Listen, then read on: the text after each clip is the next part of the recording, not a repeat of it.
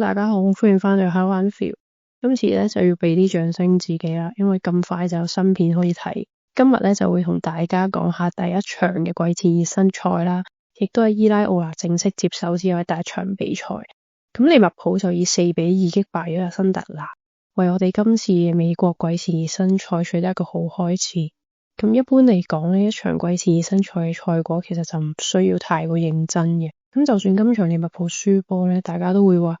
季前熱身賽最緊要就係提升體能啦、適應戰術，或者俾一班年輕人去累積下經驗，表現下自己咁啦。咁當然最後贏波咧，始終係件開心事嚟嘅。特別係對一位新領隊嚟講啦，佢帶住自己嘅足球理念嚟到新嘅球會，除咗教新球員戰術之外咧，亦都要令佢哋相信呢一套踢法係行得通嘅。咁另一方面咧，今場有波入嘅年輕球員古馬斯同摩利遜咧，就對呢位新任嘅教練咧讚口不絕。講到伊拉奧拿係現時嘅英超最好嘅教練啦，亦都盛讚佢分享咗好多之前自己冇聽過嘅理念。咁今條片咧，我哋就詳細分析一下呢場波，亦都會逐一講下呢幾位年輕人嘅表現。咁中意條片嘅就記得 CLSS 啦，咁你哋嘅支持咧就會令我出片出得更加快嘅。影片嘅第一部分呢，我哋就首先睇下全場嘅數據啦。咁今場波利物浦全場有 63% 嘅控球率，辛特蘭就係 37%。咁射門方面呢，利物浦有14次，辛特蘭就11次，中目標次數分別就係6次同埋5次。傳球數據方面呢，利物浦全場就完成咗504次嘅傳球，咁傳球成功率呢就達到 90%，而對手辛特蘭呢就完成咗297次嘅傳球，成功率呢係 78%。當然呢啲數字有唔少嘅水分啦，特別係上半場，利物浦雖然長時間攞住個波啦，但係其實只係喺自己嘅後場猜嚟猜去，就冇辦法真正可以突破到辛特蘭嘅中場線。相反，辛特蘭雖然控球較少啦，但係每次搶到個波之後呢，都可以直接打入利物浦嘅心臟地帶。不過下半場經過教練伊拉奧拿嘅調整之後呢，球隊就開始揾到更加有效嘅進攻方法，最終呢場波呢就能夠攻入到4個入球。今場波同上季最大嘅分別呢，就係利物浦重新展現出一種更加主動、更加有侵略性嘅踢法。上季睇利物浦呢，其中一個令人最頹嘅地方就係球隊好多時都踢得太過被動啦，無論係中前場嘅逼搶定係失波之後嘅反應，都同高普時期嗰隊全隊一齊衝一齊搶嘅感覺有好大嘅距離。利物浦揾嚟伊拉奧拿接手，其中一個原因相信就係希望重拾翻呢種主動性。球隊唔再希望企喺度等對手犯錯，而係更加飢餓、更有野心咁向前壓，主動令對手失去控球。今場波呢，我哋確實係睇到呢一個方向嘅。利物浦球員呢更加主動咁衝出去壓迫對手啦，不論係前鋒定係中場球員。當辛特蘭想由後場去組織嘅時候呢，利物浦球員呢就喺前場進行逼搶，將對方壓喺自己嘅半場。不過逼搶嘅質素呢就仍然有待提升，例如有幾次呢，前鋒就從正面咁衝向門將啦，冇同時封鎖對方去中堅嘅路線，咁結果門將呢就只需要一個簡單嘅傳送呢就可以成功破解咗呢一次壓迫。亦都有幾次呢，有2名利物浦嘅球員同時壓迫同一個對手，咁反而令到呢辛特蘭嘅防中位置完全留空咗。咁當對手成功傳到個波去中場嘅時候呢，變相令到自己嘅後防呢就人數不足啦。咁當然呢，我哋都明白季前第一場比賽最重要嘅呢，就唔係每一次逼搶都成功，而係訓練球員嘅執行意識。至少喺今場波呢，大家睇到呢，利物浦係願意主動向前啦，願意主動去進行身體對抗，亦都願意喺失去控球之後嘗試立即去搶翻波嘅。第4個嘅入球呢，就係一個好嘅例子啦。咁蘇布呢，跌到對方傳失波之後呢，中場嘅球員就冇拖慢節奏，而係透過幾個簡單嘅傳送直接完成攻勢。呢一種簡單直接嘅反擊，正正就係好多球迷希望再次見到嘅利物浦足球啊！更加值得讚賞嘅就係今場陣容入邊其實有好多年輕球員啦，亦都有唔少嘅球員最終可能會被外借或者甚至翻到青年軍啦。但係伊拉奧拿呢，就只係用咗短短幾個星期，就令到呢一班球員明白大概嘅逼搶方向。除咗睇得出佢好重視年輕球員之外呢，亦都展示到佢自己表達足球戰術同理念嘅能力。咁因為世界盃過後呢，其實好多主力球員都會錯過季前嘅集訓機會嘅。咁如果伊拉奧拿呢，可以快速而清楚咁表達自己嘅要求呢，就會有更加大嘅機會可以令到啲主力球員短時間裏面可以適應到新嘅戰術啦。今場波咧，利物浦就一共射入咗4個入球啦，而4個入球嘅方式咧，其實係完全唔同嘅。咁又由後場快速推進啦，有左路配合之後嘅遠射，有右閘直接將個波傳入禁區，亦都有逼搶成功之後嘅快速反擊。但係4個入球背後咧，其實都有一個相同之處嘅，就係當利物浦揾到空間嘅時候咧，球隊就會立即加快速度，而球員傳完個波之後咧，係唔會留喺原地嘅，而係繼續向前移動，為下一個傳球創造傳波嘅選擇。今場利物浦嘅第一個入球咧，就出現喺13分鐘嘅時候，亦係今場最能夠初步體現伊拉奧拿進攻理念嘅一個入球。整個攻勢咧就由後場開始，詹士麥干奴咧喺中場較後嘅位置攞到波之後咧，就冇選擇滑傳，而係直接將個波穿過新特蘭嘅第一條逼搶線。之後安古莫夏咧就由左路移入中間，出現喺對方前鋒同中場之間嘅空位。安古莫夏喺中路嘅出現呢，就迫使新特蘭嘅其中一名中場移過去防守啦。咁當對方喺中場被拉開呢，艾利諾咧就入楔去到右邊嘅 half space 位置。艾利諾接到個波之後，就立即將個波傳入右邊禁區嘅摩利遜。咁摩利遜呢，就拖橫大位，用地波左腳射入。個波咧其實就唔算好勁嘅啫，不過就啱啱好收死咗對方嘅門將。呢球波最值得留意嘅咧，就唔單止係摩利遜最後嘅冷靜處理啦，而係利物浦成個攻勢由麥哥奴開始 ，Rio 仔內收，艾利諾嘅 half space 入楔，成條進攻路線咧都非常之清晰。咁呢種透過中場跑動製造自由人，再快速將個波送去另一邊嘅進攻咧，正正就係伊拉奧拿過往成日使用嘅進攻方式。咁利物浦嘅第二個入波咧，就由左路進攻開始，古馬斯喺邊度接到個波，先完成一次漂亮嘅轉身，避開第一個防守球員。同時間咧，卡卡斯就喺左閘嘅位置一度衝上去，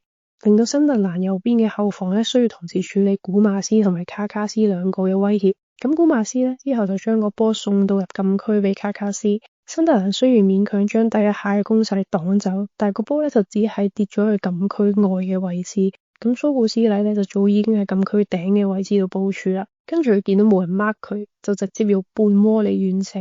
咁呢一個入波當然最值得讚嘅就係蘇布斯禮嘅個人能力啦，但係其實更加值得留意咧就係利物浦進攻嘅時候開始有更加清楚嘅層次，有人負責係衝入禁區啦，有人係負責拉闊個防線，亦都有人留喺外圍嗰度搶第二點。因為經常搶輸 second ball 其實就係我哋上季嘅其中一個致命傷嚟嘅。咁今年能夠改善到呢一個弱點嘅話咧，就絕對可以令到我哋行得更加遠嘅。咁第三個入波咧就嚟自右閘球員嘅奇雲納斯，佢留意到基亞沙由中間移向禁區嘅右邊，走入新特蘭閘位同中堅之間嘅空位，咁立即咧就將一個非常直接嘅直線送入去禁區啦。咁呢球波嘅力度同角度都控制得非常好。咁基亞沙到到波之後咧，就喺右腳閘位起腳射入。呢個波可以話展現咗基亞沙最有價值嘅地方。佢唔係嗰種需要好多球權，亦唔係用速度連過幾名防守球員嘅進攻球員。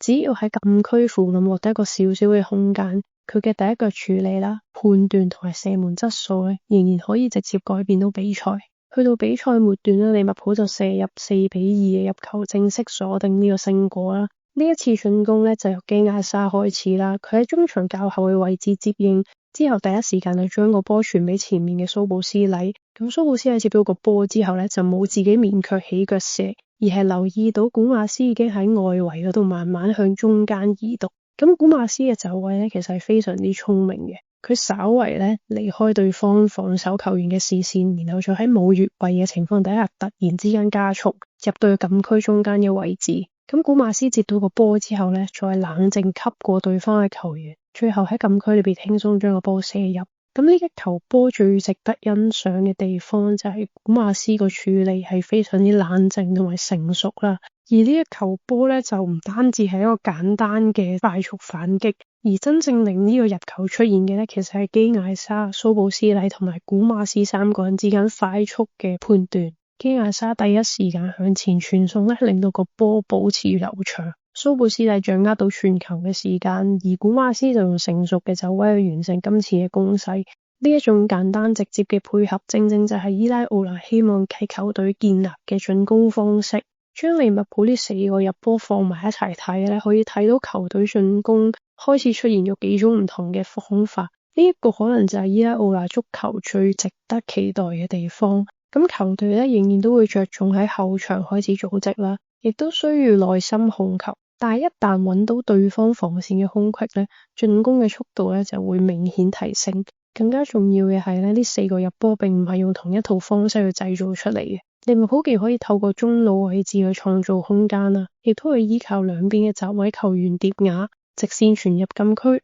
以及前場球員之間嘅快速配合。如果呢啲進攻模式咧可以喺季前熱身賽期間繼續發展咧，當一班主力球員翻嚟嘅時候咧，伊拉奧拿手上可以用嘅進攻變化咧，將會更加豐富啦。除咗入波之外，我哋一齊睇下呢場波嘅其他亮點啦。第一個就係利物浦中堅踢得更加進取，不論係喺大波向前定係冇波在腳嘅時候主動離開防線壓迫對手，中堅咧都比以往更加願意冒險。伊拉奧拿似乎唔希望中堅只係負責後場橫傳，而係想佢哋成為進攻組織嘅第一步。當對方嘅前鋒冇進行壓迫嘅時候咧，中堅就會主動大波越過第一條防線。咁如果中場球員冇空位咧，中堅甚至會直接嘗試將波傳去兩條防線之間，或者用長波直接攻擊對方身後。咁呢一種侵略性咧就可以幫球隊推高整體嘅陣型。當中堅壓得夠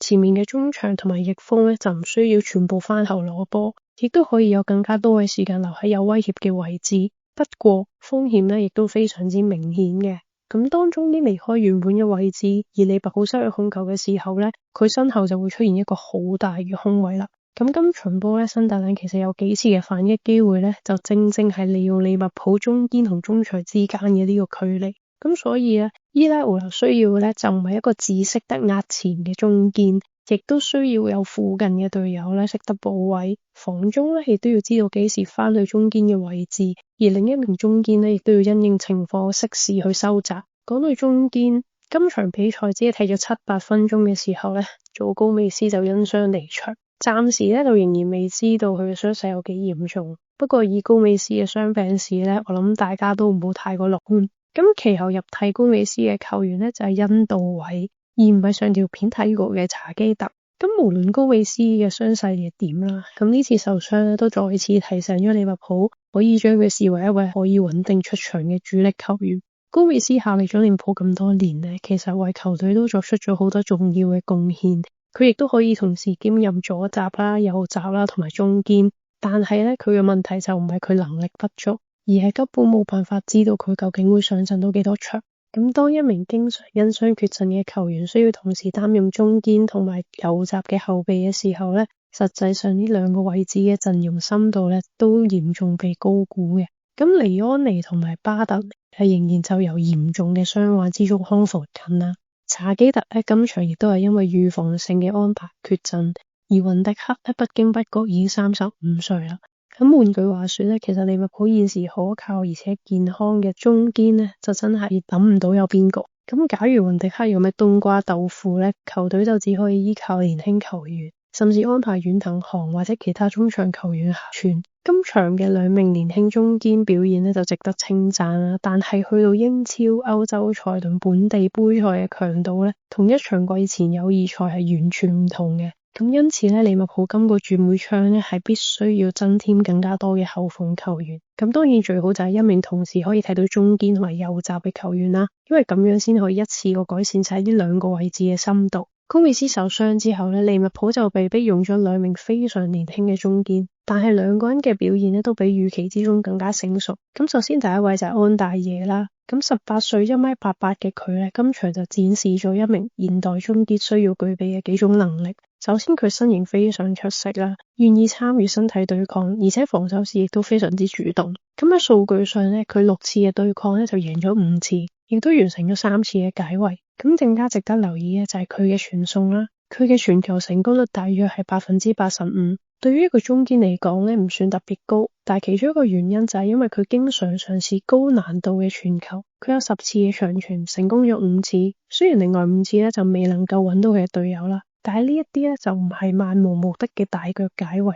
而係佢主動嘗試傳入去對方中場嘅空位。轉邊或者直接攻擊對方嘅身後。其中一啲嘅長傳呢，好準確嘅，亦都揾到狐狸。假如狐狸可以護好啲嘅波呢，利物浦就有機會可以立即形成一個攻勢。咁對於一名年輕中堅嚟講，夠膽作出呢一啲傳送呢，其實係一件好事嚟嘅。咁當然佢之後都要學識幾時去傳送一啲容易啲嘅波啦，就唔係每一次都要嘗試困難嘅傳球。另一名年輕中堅恩道偉呢，就展現出令人深刻嘅冷靜。同樣係18歲，身高達到1.98米嘅佢呢，可能自己都冇諗過咁早就可以上場。咁第一次處理個波嘅時候，更加有啲緊張啦，甚至直接將個波傳咗出界。但係之後佢好快就收拾心情，傳球成功率接近99%，長傳處理呢亦都相當之準確。以一名突然被安排上場，而且身邊呢完全冇經驗嘅中堅帶領嘅年輕球員嚟講，佢呢個表現係非常之難得。佢亦都非常懂得利用自己嘅身形去處理高空波啦。咁防守嘅時候呢，亦都冇因為對手嘅技術比佢好而顯得慌張。咁兩名年輕中堅當然都有犯錯啦。咁例如新西蘭其中一次禁區外嘅起腳呢，其實安大爺就可以更加早出去封位嘅。咁但係整體嚟講呢，佢哋兩個面對一支有大量一隊球員嘅新特蘭，仍然能夠保持冷靜，其實已經係個非常之好嘅開始嚟啦。好啦，嚟到影片嘅最後呢個部分，我哋就會重點講下幾位球員嘅表現啦。首先呢，就係中場嘅詹士麥干諾。咁上半場呢，佢有一次失誤嘅，喺失去咗控球之後呢，冇幾耐新特蘭就入波。不過其實又唔可以將呢一個失球責任完全放喺佢身上嘅，因為其實佢失波嘅位置距離利物浦嘅龍門都仍然有一段距離，咁後面嘅球員仍然有機會阻止呢次嘅攻勢嘅。除此之外呢，其實麥干奴整體嘅表現其實非常唔錯，咁佢每次代表利物浦上陣呢，都會令人覺得佢係一個幾好波嘅球員。第一個入波之前呢，其實正正就係佢逗後去攞波，再直接將個波穿越咗新特蘭嘅第一條防線啦。咁呢一個傳送就直接令到安管沃夏可以成為中間嘅自由人，亦都正式啟動呢一次嘅攻勢。麥干奴嘅優點就係佢唔怕追個波向前傳嘅，亦都會主動去參與身體對抗。佢仲有好幾次機會展示出自己有唔錯嘅速度，可以快速移動去到對手嘅身邊搶波。目前呢，大家都會預計佢今季係會被外借嘅。咁以利物浦中場人數嚟講，呢一個安排都算可以理解嘅。咁但係外借就唔代表球會對佢冇信心。反而其實最重要係幫佢揀一支適合嘅球隊，確保佢可以有一啲穩定嘅上陣機會，慢慢成長。其實詹士麥干奴仍然係非常之年輕啦，而且每次獲得機會嘅時候，佢都會證明到自己有一定嘅水平。希望佢嚟緊呢一季可以得到更加多嘅穩定比賽時間。咁未來呢，仍然有機會可以翻到去利物浦競爭呢個位置嘅。如果麥干奴需要外借，其中一個原因就係應該係因為約里啦。約里喺下半場一上場之後呢，就立即改變咗利物浦中場嘅運作。佢進入一個較深位置嘅逗後防中，但係佢就會主動回後接應啦。當利物浦準備向前推進嘅時候呢，佢亦都會移到去新特蘭嘅第一條壓迫線嘅後面。咁上半場利物浦呢，就用上咗雙防中啦，兩名中場球員嘅企位呢係比較接近嘅。咁新特蘭呢，就可以用翻兩名中場同時去壓制翻佢哋。但下半場呢，將陣式轉咗單防中之後呢，另外嘅兩名中場球員呢就可以企得更加前，亦都逼到新特蘭嘅中場呢退翻後。咁結果呢，就令到新特蘭再冇辦法好似上半場咁放心咁將大量嘅人去壓去中場度逼搶。同時呢，利物浦嘅控球亦都變得更加穩定，更加容易去將個波送去前場。數據方面呢，約尼今場完成咗3次嘅攔截啦，係全場最多嘅。4次嘅地面對抗贏咗3次，亦都有5次嘅奪回控球權。傳球成功率大約喺85%至86%之間啦，創造咗3次嘅機會，同樣係全場最高嘅。咁呢啲數字就反映咗約尼佢能夠勝任到防守嘅工作，佢願意追波啦，願意進行身體嘅對抗，而且預判力都唔錯。更加重要嘅就係佢處理皮球時候嘅信心啦，佢唔會淨係選擇橫傳啊、駁腳咁樣，而係更加願意嘗試將個波送去前面。喺接到個波之後呢，佢亦都會不斷觀察身邊嘅位置，所以即使受到壓迫啦，你見佢都好快就可以做出到傳送嘅決定。咁經過咗1-2年嘅發展呢，其實利物浦對約尼新政而考慮嘅呢，就唔係佢究竟準備好未，而係佢究竟應該去邊度獲得呢個比賽時間。究竟係外借佢出去啲低組別度獲得更加穩定嘅上陣時間啦，定係留喺利物浦度擔任一個輪換嘅球員呢？咁單睇今場嘅表現呢，其實佢值得留喺杯賽嗰度擔任正選嘅。咁當然季前賽就仲有好多場啦，亦都需要觀察佢面對更加高強度對手時候嘅表現啦。但係至少呢，伊拉奧拿而家有一個問題要認真去考慮啦。跟住就講一講我哋嘅兩閘位置啦。右閘方面呢，費林邦上半場嘅表現就未算突出，佢嘅速度、進攻能力同埋向前嘅跑動，大家都應該非常之清楚。但係當佢個位置較深嘅時候呢，佢就冇乜辦法可以參與到組織啦，或者佢背身攞波呢一啲情況呢，效果都唔算太好嘅。咁新特蘭亦都針對佢嘅位置進行咗逼搶，咁每多個波傳去俾費林邦嘅時候呢，新特蘭嘅左翼就會立即衝出去，利用邊線將佢困住。咁費林邦有時就想靠自己嘅速度去擺脫啦，但係如果喺後場位置失去控球嘅話呢，風險就會比前場高好多啦。下半場呢，當奇雲南斯上場之後呢，整體嘅感覺反而係更加舒服。佢接應波嘅時候比較冷靜啦，選擇傳球嘅時機亦都比費林邦更加好。今場佢亦都為基艾莎送上一個助攻。一場季前賽都唔代表藍斯已經壓過費林邦成為正選右閘，不過佢就成功提醒大家自己仍然有能力去競爭呢個右閘嘅位置嘅。咁過去幾季其實藍斯因為傷患同埋外借就差啲消失喺利物浦嘅一隊計劃之中，但係其實佢而家都仍然係非常之年輕嘅啫，只係得22歲。咁最大嘅憂慮呢，就係佢能唔能夠長期咁保持健康啦，同埋喺上季幾乎冇出過場嘅情況底下呢，佢需要幾多時間去重新建立翻喺高強度比賽之下嘅一啲比賽節奏呢？咁考慮到巴特利嘅受傷啦，高美斯亦都未必可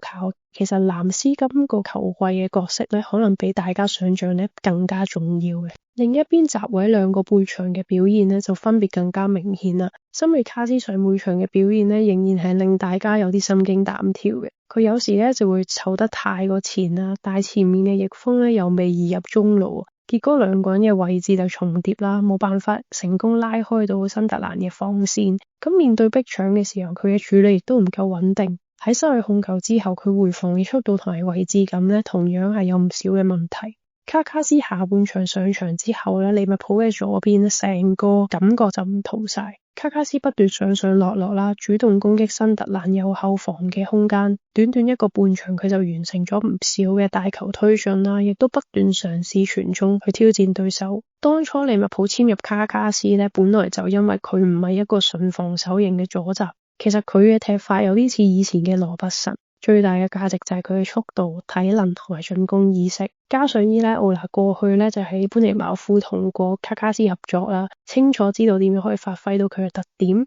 假如伊拉奧拿可以將卡卡斯帶翻去般尼茅夫時期嘅嗰個高強度不斷向前衝嘅卡卡斯，利物浦今季嘅左路進攻呢，應該會幾令人期待嘅。對比之下呢，Rio 仔安古莫夏今場嘅表現呢，就可以話係好壞參半啦。正面嘅依然係佢嘅速度、盤扭能力同埋進攻意識，佢敢於接應，亦都敢於單對單挑戰對方嘅防守球員。對一名年輕翼鋒嚟講呢，呢一種自信呢係非常之難得嘅。但係有幾次呢 Rio 仔就拖得太過慢啦，明明呢可以將個波交俾隊友，但係佢就選擇做多一個假動作，最後就令到進攻機會冇咗。同樣呢啲問題亦都係好容易喺年輕翼鋒身上度發生嘅。咁因為佢哋習慣咗用個人能力去解決問題啦，亦都希望喺有限嘅上陣時間度表現自己。不過要企穩一隊嘅位置呢 Rio 仔就要慢慢學識幾時應該直接挑戰對手，幾時應該一腳傳波，幾時就控位。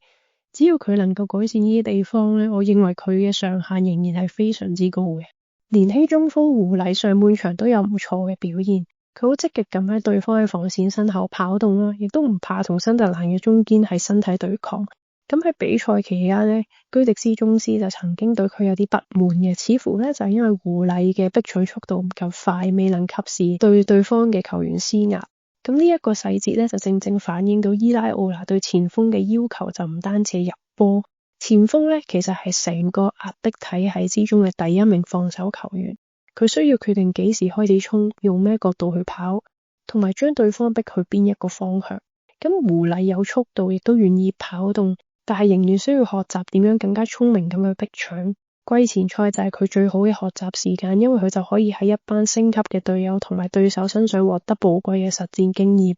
摩利臣每一次代表一隊上陣呢，似乎都會製造一啲令人難忘嘅時刻。今場佢就為球隊先開紀錄啦，而呢一個入球亦都係伊拉奧拿帶領利物浦嘅第一個入波。今場佢就獲得接近1個鐘嘅上陣時間，咁整體嘅表現呢就相當之穩定。作為年輕嘅進攻球員呢，其實最重要係每次獲得機會嘅時候都可以作出貢獻。咁暫時摩利臣呢就一直都做到，當然佢未必立即可以成為一隊嘅固定輪換球員啦。如果球會決定將佢外借嘅話呢，我相信都有唔少嘅球會對佢有興趣嘅，因為睇落佢就唔單止有技術，亦都有一定嘅入球觸覺。